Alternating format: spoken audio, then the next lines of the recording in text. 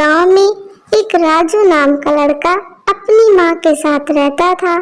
राजू की माँ घर घर जाकर काम करती थी। फिर एक दिन वो बीमार पड़ गई, जिससे घर का गुजारा करना भी मुश्किल हो रहा था। कुछ दिन बाद दिवाली का दिन आया। पूरा गांव सजा हुआ था, बस राजू के घर को छोड़कर। माँ, ये दवाई ले लो। लाओ बेटा, मुझे माफ करना, आज दिवाली है और मैं तुम्हारे लिए कोई नया कपड़ा भी नहीं ला सकी। कोई बात नहीं माँ, बस आप आराम करो, ठीक है। इतना बोलकर राजू सोचने लगता है कि घर में ना खाना है और ना तेल जिससे वो घर में दिया जला सके। वो उदास होकर घर से बाहर निकल जाता है। चलते चलते गांव से बाहर एक हवेली के पास आ जाता है। वो हवेली बहुत सुंदर लाइट से सजी होती है। उसी घर में एक लड़की होती है जो कि बहुत उदास रहती है। अरे अंकल, ये तो बहुत सुंदर हवेली है, तब भी यहाँ इतना सन्नाटा क्यों है, वो भी आज दिवाली के दिन। अरे बेटा, इस घर के मालिक हमेशा काम में बिजी रहते हैं, इसीलिए उनकी बेटी उदास रहती है और इससे गेट से बाहर जाने की इजाजत भी नहीं है। राजू हवेली के अंदर जाता है तो उसे अजीब सा डर लगता है। अरे लड़के, तू कौन है जो मेरी हवेली में घुस रहा है? मैं तुझे खा जाऊंगी, एक कदम भी आगे बढ़ाया तो। चु चु चु चु चुड़ैल आंटी, आप यहाँ कैसे आ गई? नहीं नहीं, मुझे मत खाना। मैं यहाँ किसी को नुकसान पहुँचाने नहीं आया, मैं तो बस उस लड़की को देखने आया हूँ। तुझे उसकी चिंता करने की कोई जरूरत नहीं है। मैं उसकी माँ हूँ, मैं खुद उसका ध्यान रख सकती हूँ। क्या? तुम और उसकी माँ? और अगर उसका ध्यान रख सकती हो तो रखती क्यों नहीं? देखो उसकी तरफ, कितनी उदास है। अगर तुमने उसका ध्यान रखा होता तो अकेले खड़ी होकर रो नहीं रही होती चुड़ैल आंटी। चुड़ैल राजू की बात सुनकर चुप हो जाती है। अब क्या हुआ चुड़ैल आंटी, चुप क्यों हो गई, बोलो ना। राजू की आवाज़ सुनकर सोनी बाहर आती है और जोर जोर से हंसने लगती है। अरे तुम कौन हो? यहाँ आओ। चुड़ैल जी, मैं जाऊं? वो बुला रही है। हाँ ठीक है, जाओ, मैं यही हूँ। मेरी बेटी को नुकसान पहुँचाने का सोचना भी मत। मैं कोई आतंकवादी थोड़ी ना हूँ जो नुकसान पहुंचाऊंगा। तुम कौन हो? पहले तो यहाँ कभी नहीं देखा। मैं यहीं पास के गांव में ही रहता हूँ, लेकिन आज तो दिवाली है। तुम रो क्यों रही थी?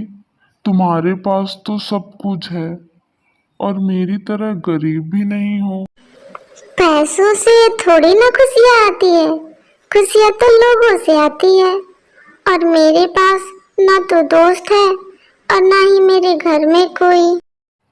क्यों, सब कहाँ गए? मेरे पापा तो हमेशा काम में बिजी रहते हैं।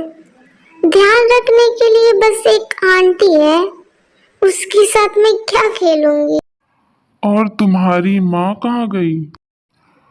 अच्छा, उदास मत हो, तुम मेरे साथ खेलोगी? ठीक है, पर मेरे पापा को मत बताना, वो डांटेंगे। उन्होंने मना किया है घर से बाहर जाने के लिए। ठीक है, मैं तुम्हारे घर आकर खेलूंगा। फिर दोनों खेलने लगते हैं।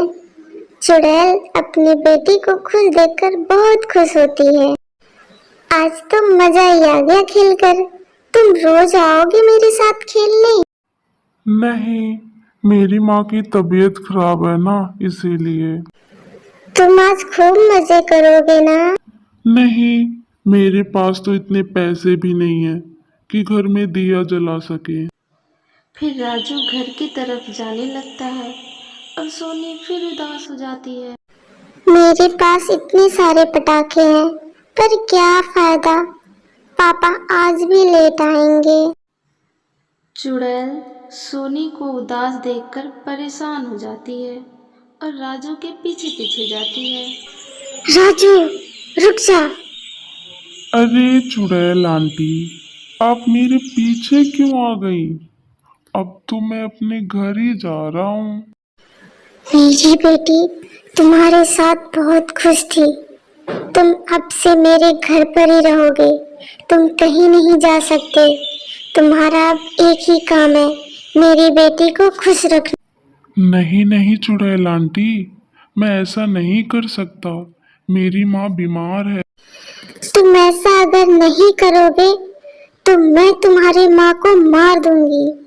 अगर तुम अपनी माँ को जिंदा देखना चाहते हो तो चलो। ठीक है, पर मेरी माँ को कुछ मत करना। फिर राजू वापस हवेली आ जाता है। उसे देख उदास सोनी फिर से खुश हो जाती है।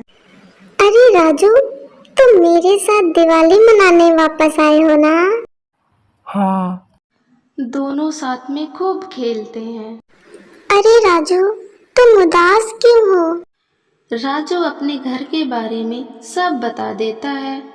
ये जानकर सोनी को बहुत दुख होता है और सोनी राजू को घर से जाने को कहती है।